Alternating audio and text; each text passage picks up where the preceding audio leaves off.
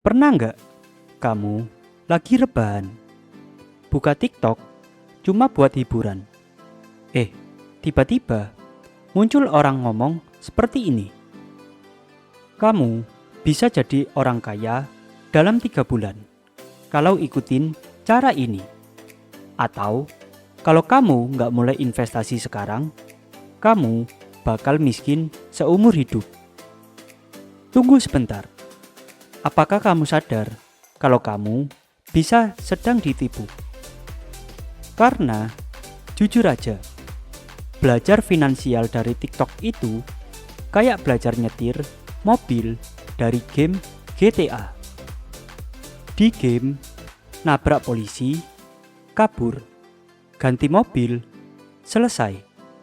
Tapi di dunia nyata, coba tabrakan sekali aja, bukan cuma mobil kamu yang rusak, tapi hidupmu bisa hancur. Dan inilah kenyataannya. Ribuan anak muda sekarang menjadi korban tren finansial TikTok. Bahkan ada yang bangkrut sebelum umur 25. Kalau kamu pikir aku lebay, stay dulu. Karena kalau kamu telat ngerti ini, kamu bisa masuk ke jebakan yang sama. Kata kuncinya di sini cuma satu, yaitu terlambat. Kenapa sih banyak anak muda belajar keuangan dari TikTok? Jawabannya gampang, yaitu cepat, gampang, dan gratis. Gen Z itu punya skill adaptasi yang luar biasa. Ada masalah, googling. Mau belajar, cari di YouTube. Mau yang lebih singkat lagi, ada TikTok. Masalahnya, TikTok itu kayak makanan cepat saji. Cepat bikin kenyang, enak dilihat, gampang dicerna. Tapi, sehat nggak buat badan kita kalau dikonsumsi terus-terusan? Jawabannya, enggak. Contohnya, kamu nonton video 15 detik tentang cara dapat 10 juta dari side hustle. Otak kamu langsung bilang, gampang banget ya, gue juga bisa. Padahal yang kamu tonton itu cuma highlight glamornya. Kamu nggak lihat perjuangan dia gagal 100 kali.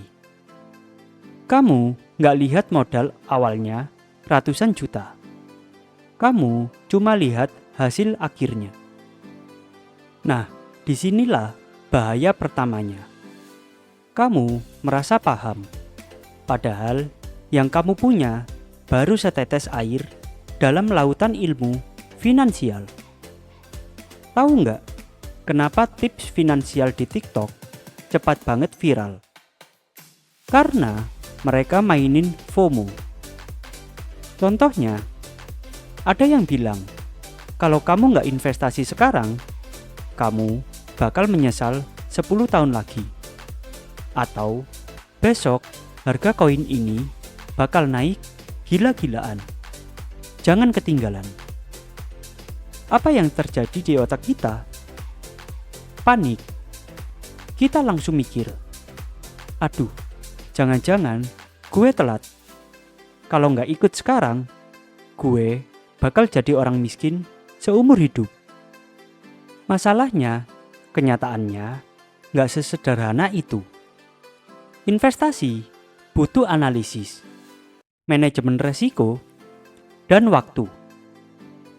Tapi TikTok nggak jual itu. TikTok menjual ketakutan. Dan parahnya lagi, banyak yang nggak peduli kamu rugi atau enggak. Yang mereka pedulikan cuma engagement, like, views, dan share. Bukan kondisi dompet kamu. Aku mau kasih tahu hal yang jarang, bahkan hampir nggak pernah dibilangi di TikTok. Mereka nggak akan cerita soal resiko.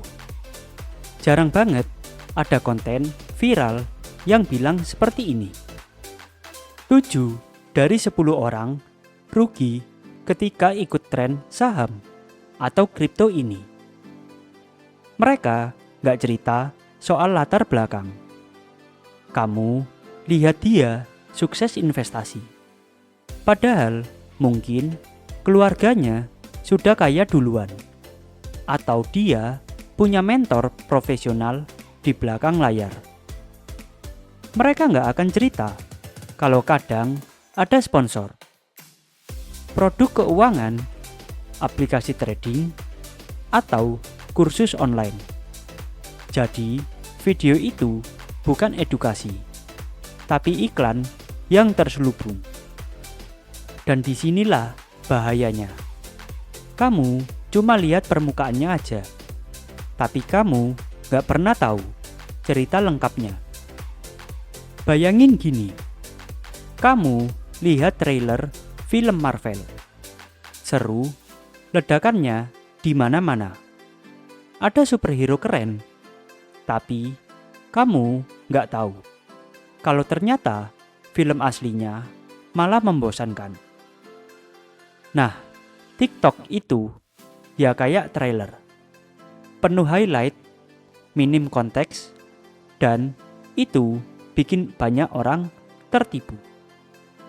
Sekarang, pertanyaan besarnya adalah, apakah salah belajar finansial dari TikTok? Jawabannya adalah, nggak sepenuhnya. TikTok bisa jadi pintu masuk buat belajar finansial. Tapi, kamu nggak bisa berhenti di situ aja. Gunakan TikTok buat inspirasi, bukan buat keputusan. Kalau ada tips finansial, cek ulang di sumber lain, seperti buku, artikel, atau channel edukasi keuangan yang lebih panjang. Dan yang terakhir, jangan asal ikut tren.